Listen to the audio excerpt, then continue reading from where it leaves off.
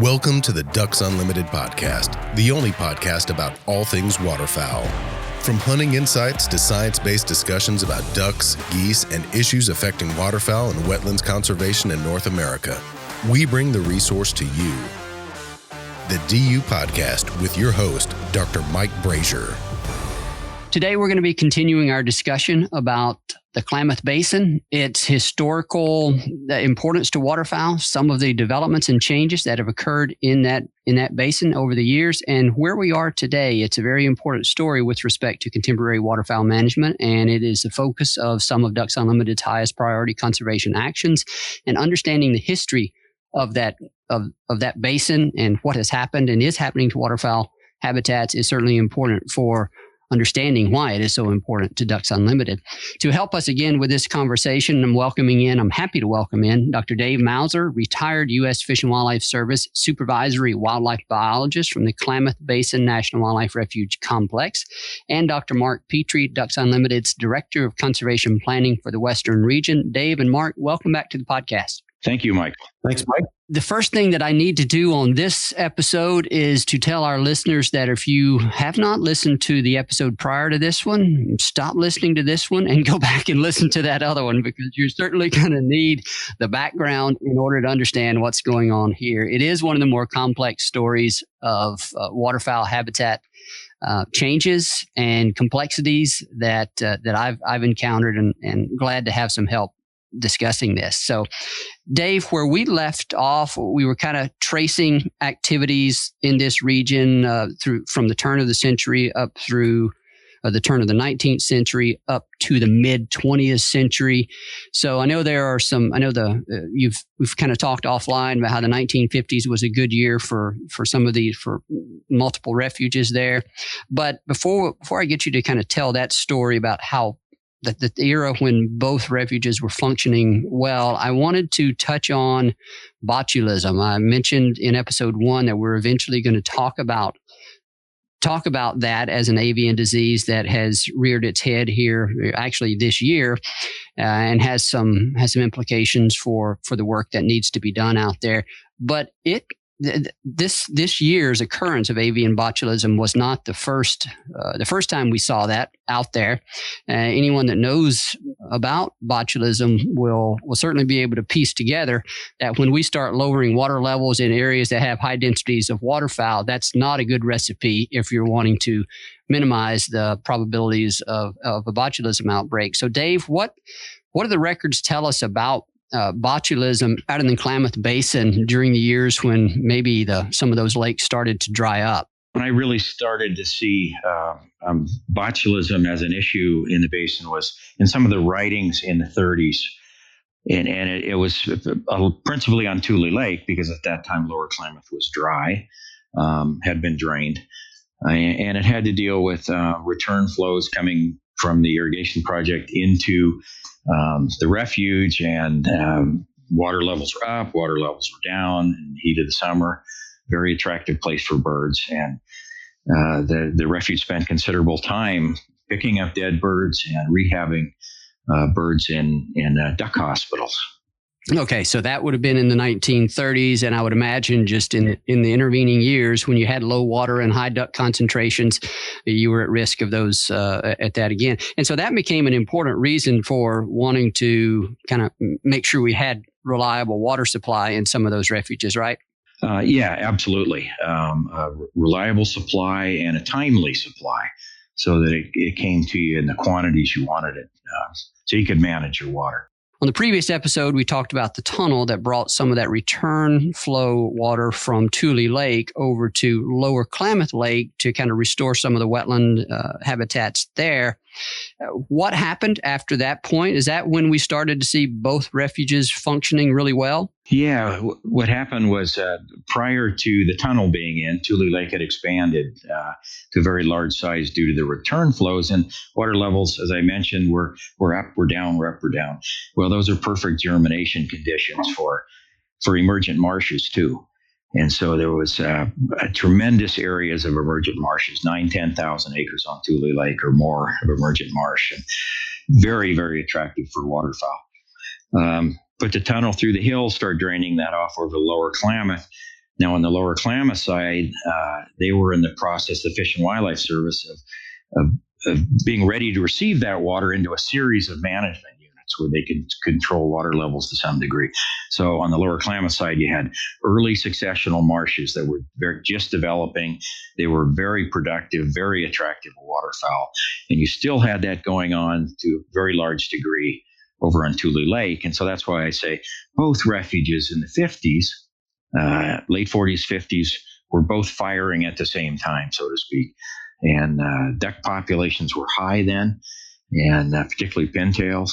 And some of the census numbers were really mind-boggling. Now, that would have been the era of like 6 or 7 million birds in the Klamath Basin? Yeah. Yes, especially the pintails. I seem to recall one count at Tule Lake. I think it was in the late 1950s, maybe 1957, where they counted over 3 million pintail on Tule Lake alone, which is about as many pintails that are alive in North America today, I think. Yeah, it's pretty hard to believe. I should mention, too, that at the same time these wetlands there was also a lot of, the first thing they would plant generally after they reclaimed wetlands was small grains. And, farming technology isn't what it was, and it was a little more primitive back then. So harvest was sloppier. The varieties tended to lodge more. So there was a lot of waste grain in the fields. And between the productive wetlands and the grain fields immediately adjacent, it was a smorgasbord for the ducks. I bet you a lot of our listeners would pay a lot of money to go back in time to that era and be able to witness something like that. It's hard to fathom that many birds in such a small area, small region. Well, yes, and some indication of that is it's mentioned in a lot of the rationale for establishing those refuges in the early 20th century was to control hunting, either market hunting or plume hunting or even sport hunting. There simply wasn't enough closed zone, for example, for the birds, or the hunting was just wide open in terms of market hunting. So a lot of the rationale in the early days was excessive hunting. There was just so many birds, and it was so attractive to so many hunters. Dave, let's move on here to at least something that I read that I think led to a significant piece of legislation in the 1960s. But as late as the 1950s, I read something in the information that you and Mark shared prior to this, suggesting that there were still desires to homestead additional acreage there in or around Tule Lake or Lower Klamath Lake in the 1950s. And so basically you still have some conflict going on in that era about whether we should be using this for agricultural interest or wildlife interest. Is that what was happening in the 50s? Did that resurface? And is that eventually what led to some legislation in the 60s? Yeah. What happened was that since the refuge lands were still subject to reclamation being there first, the Bureau of Reclamation and the agricultural purposes.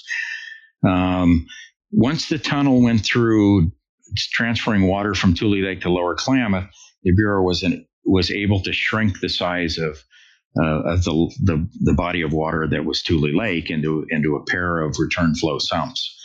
But it opened up 20,000+ acres of land that then could be reclaimed for agriculture. And the blueprint that the Bureau had been using was that as they reclaim land, they would lease it for farming for a while until they fine-tuned the irrigation infrastructure, and then they would homestead it. And that was the process as the lake shrank down. And so when the tunnel went in between Tule Lake and Lower Klamath, that enabled them to go inside, establish refuge boundaries to propose homesteading. And of course, that sparked quite a controversy because it happened right at a time when bird populations, waterfowl populations, were in that 5 to 7 million bird range or population range, and so it created quite a lot of consternation among burgeoning environmental groups in those days, especially in the early 60s.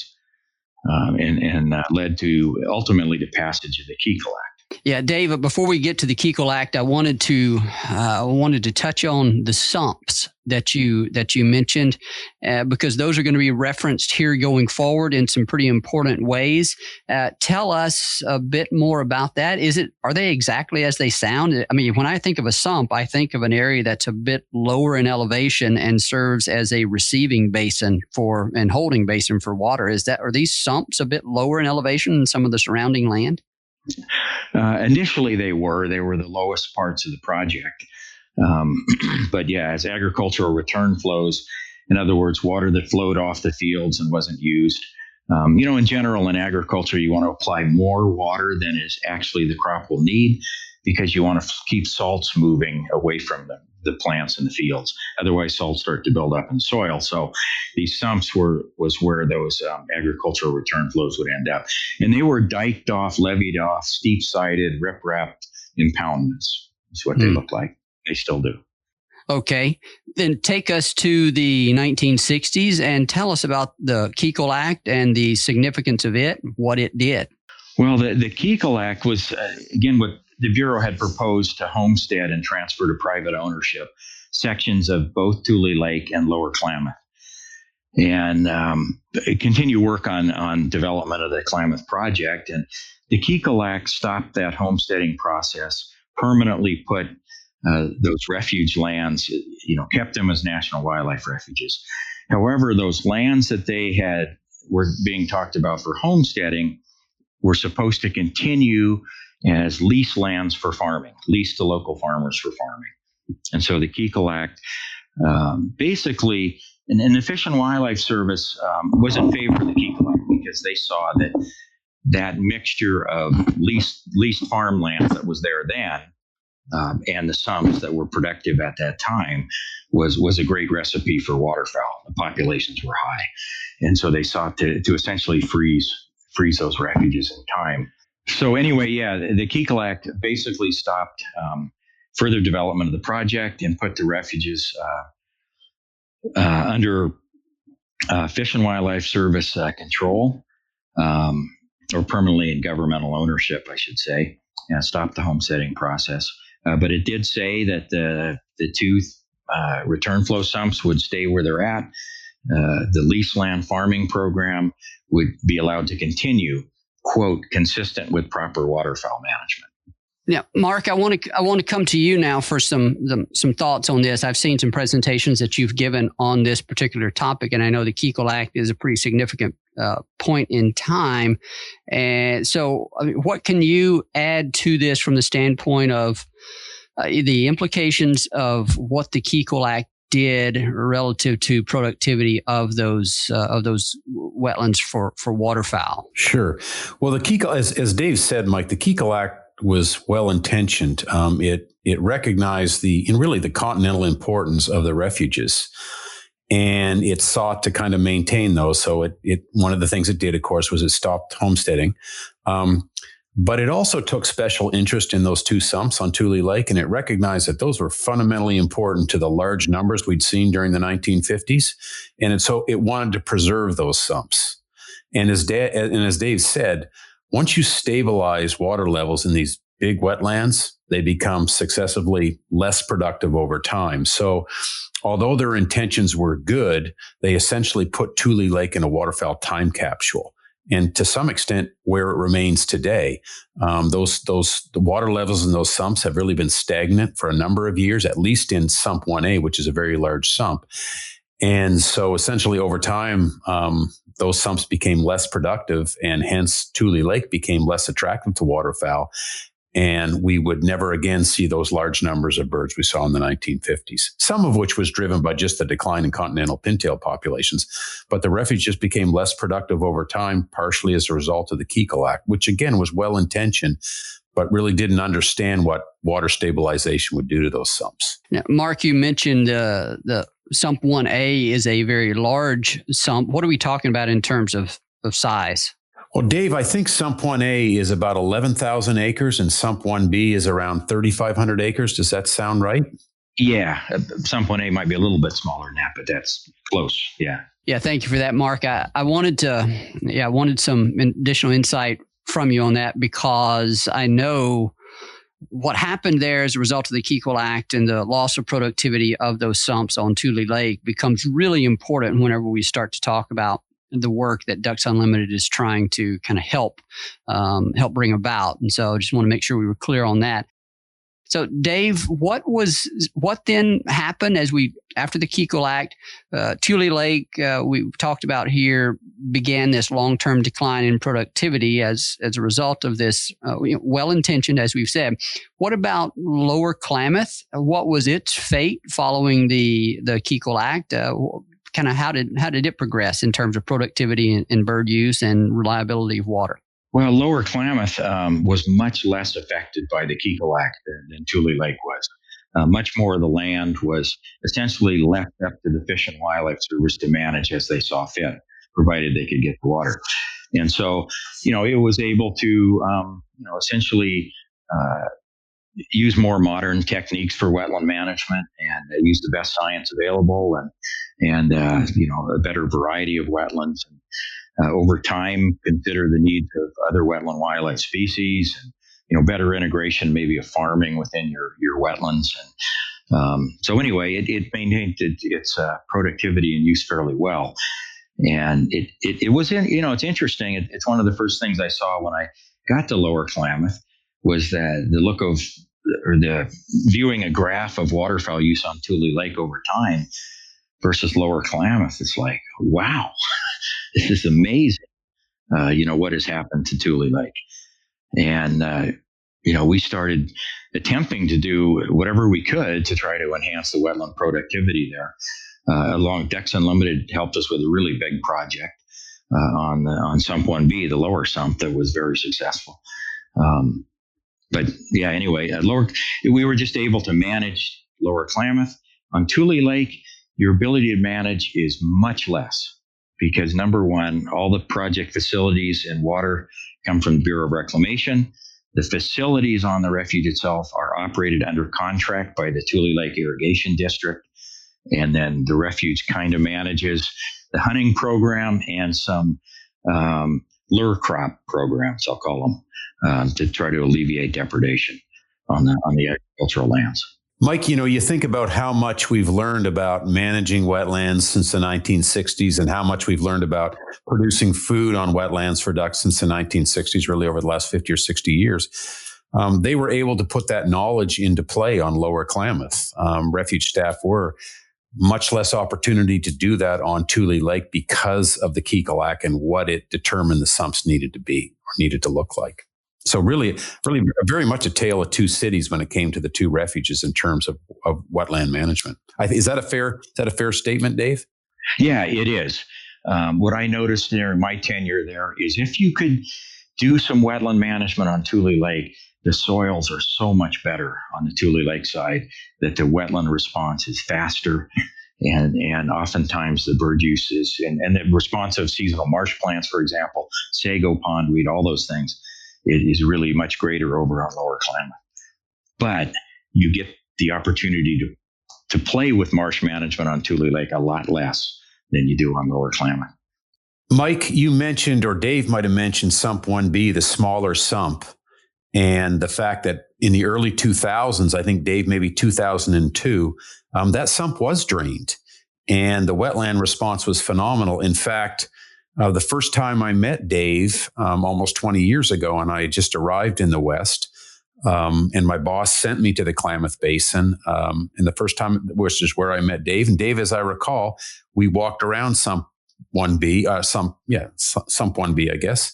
And it was a huge moist soil unit, really. There was just tremendous food production.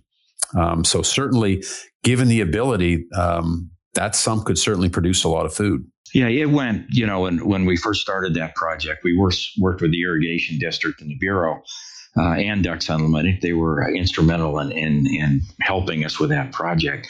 It was a wide open sheet of water. It hadn't been uncovered in, I forget, 60 years, I think. Very little wildlife use. And the first year's response was kind of weak because there's no seed bank there because it's been underwater for 60 years. But there's enough plants to set seed for the following year. By year 2, it was smart wheat over your head. It was phenomenal. And then the emergence started really coming on in year 3 and year 4. And now it's full of colonial water birds and molting waterfowl and waterfowl broods. And it's a very productive place. And that was in the early 2000s. So we kind of skipped a few decades there. I want to go back a bit. We're going to come back to that. It was a pretty exciting part of this story and has some implications for some of the other proposed and ongoing work. But so after the Keuchel Act, we have these different trajectories, tale of two cities, as Mark described it. And so Lower Klamath was rocking along, doing well, getting water from Upper Klamath, from Upper Klamath Lake, as I think I recall correctly, for its irrigation purposes. But then the story kind of takes a turn, I believe, in the 1990s. So, Dave, take us through that interesting decade. What happened in the 90s that began to change the story, not necessarily for the good, from a waterfowl perspective? Oh boy, it seemed like all the cards were against us, so to speak. But prior to the 90s, the biggest problem we had on Lower Klamath was too much water. We couldn't get rid of it, and the Klamath project was a abundant supplier of return flows from Tule Lake pumped through the hill to Lower Klamath, and sometimes that got in the way of us doing various marsh management activities because. You're to drain wetlands for seasonal marsh purposes or other management purposes, you need a canal, and oftentimes the canal is full of water because you're getting it delivered to you at the same time. So anyway, that's a side story. But there was an abundance of return flows, and a lot of that was due to power rates in the project were really cheap. And there was no competing demands for water. So there was not a real incentive for high degrees of water conservation. So there was abundant water. But we get to the early 1990s, late, what was it, 1988, I believe, the Lost River and Short-Nosed Sucker were listed as endangered in Upper Klamath Lake. Then we get to the early 90s, and we get some drought years. And the Bureau has to start preparing biological opinions under the Endangered Species Act for managing the suckers in Upper Klamath Lake. This is where the two endangered fish live. And it's also the main source of water for the Klamath Project and the lower refuges, Tule Lake and Lower Klamath. So at first, the biological opinion it was in 1992, and it was the Bureau could go to a fairly low lake level on the storage reservoir of Upper Klamath Lake. And they could, in 2 years out of 10, there was some flexibility. They could even go below that. Well, as we went further into the 90s, the minimum lake elevations to protect the suckers got more and more strict, and they got higher. And then in the late 1990s, we list the coho salmon in the Klamath River, which is the downstream of Upper Klamath Lake. So you have two almost competing needs of endangered species in the river for the coho salmon and the lake for the suckers. So what used to be an ag first, and then the refuges received the return flows from agriculture, turned into endangered fish in the lake, endangered fish in the river. And then you also had an increased acknowledgement of the rights of Native Americans for subsistence, of fishery subsistence in particular. Dave, I think to me that struck me as an important part of this story, to make sure we mentioned the Native American interest in both, well, I guess all three of these fish species. They're protected under the Endangered Species Act just for that purpose alone, became listed under the ESA. But then as you mentioned, there are also some pretty strong Native American cultural interest in those fish as well, right? Right. The Klamath tribes on Upper Klamath Lake have subsistence rights to those suckers that are endangered, and the Yurok and Karuk tribes on the lower river have subsistence rights to the salmonids in the Klamath River. So, it was another level. So, irrigated ag and the refuges being 1 and 2, it's shifted to 3 and 4, and so then all of a sudden there's a real the Klamath project has to start becoming a lot more efficient with their water use. And so the return flows start to dry up, of which the refuge lives on. And so anyway, it started tightening up for the refuge. And then to add another wrinkle to the story, the project had been operating on a 50-year-old power rate through Pacific Core that was negotiated when Link River Dam went in. And that power rate for the project irrigators expired, I think it was in the early 2000s somewhere. And so their power rates shot through the ceiling. And so there was another incentive to be much more efficient with water use. You couldn't afford to pump it like you used to. You couldn't afford to pump it from Tule Lake over to Lower Klamath, for example. So it was a perfect storm. Where we went from too much water in the 80s, how do we get rid of all this stuff, to not getting any. It really was tough. And so that's a reflection, as you mentioned, of changing water priorities.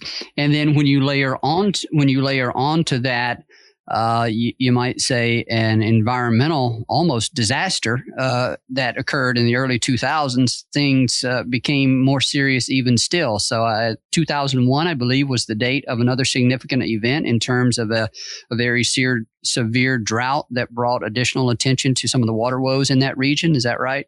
Yeah, that's correct. And that was a mathematical certainty that was going to happen sooner or later. And that, there was a biological opinion to mandate certain levels in Upper Klamath Lake to protect the suckers.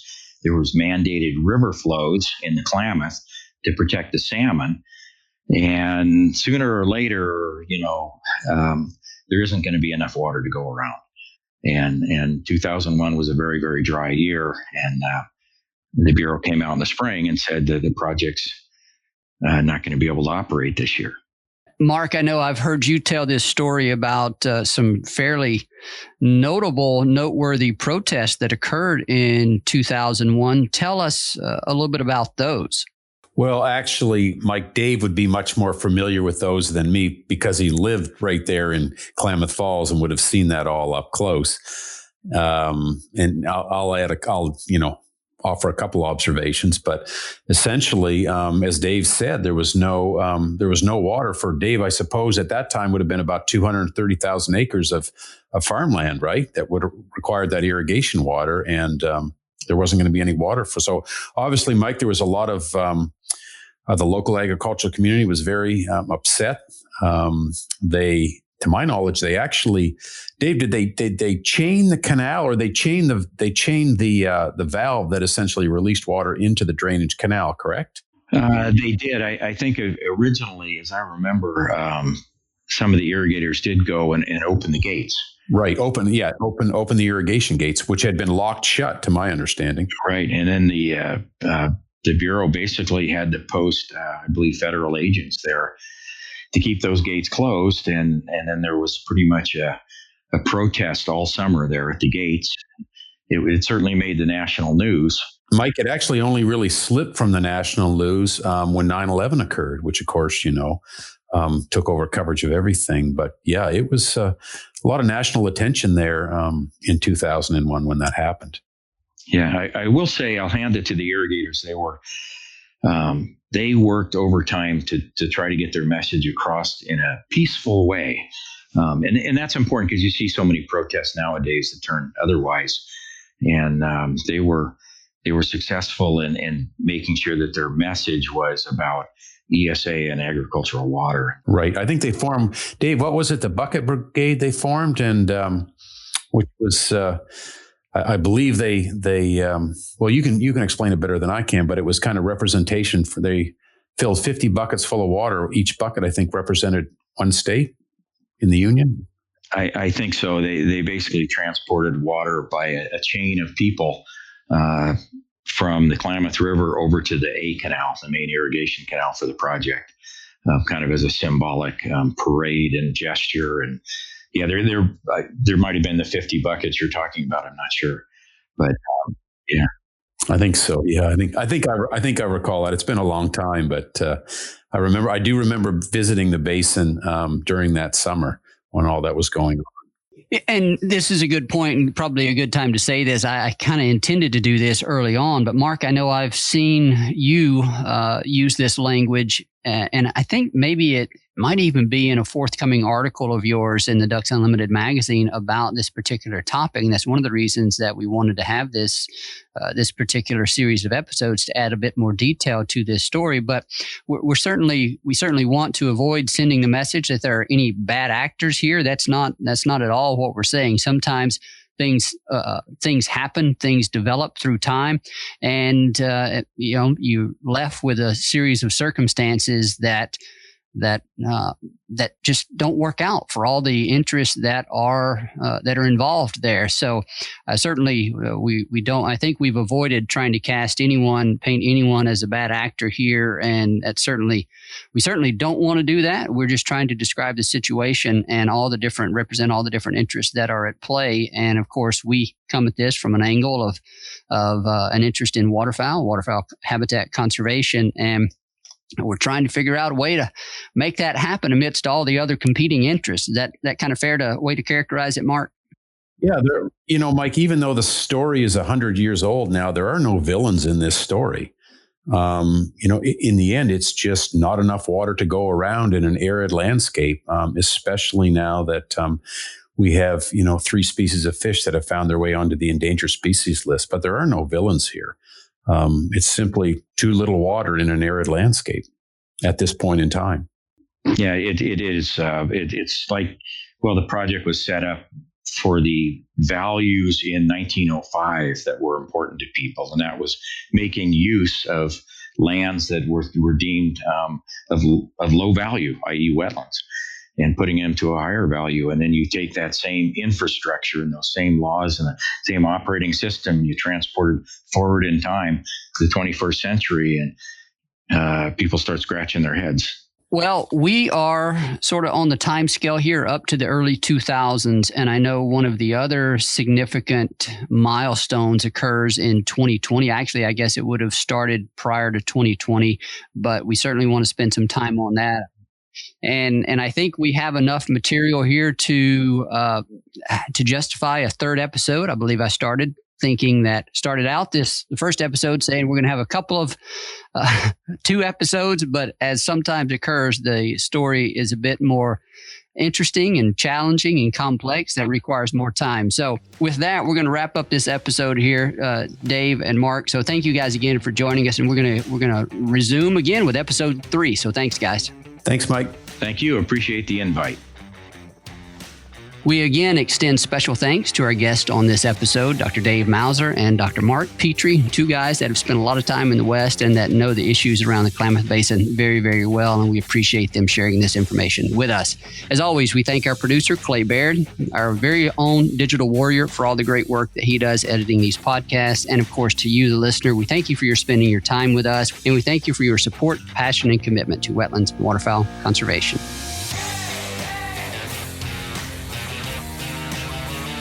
Thank you for listening to this episode of the DU Podcast. Be sure to rate, review, and subscribe to the show, and visit www.ducks.org/DU Podcast for resources based on today's topics, as well as access to more episodes. Opinions expressed by guests do not necessarily reflect those of Ducks Unlimited. Until next time, stay tuned to the Ducks.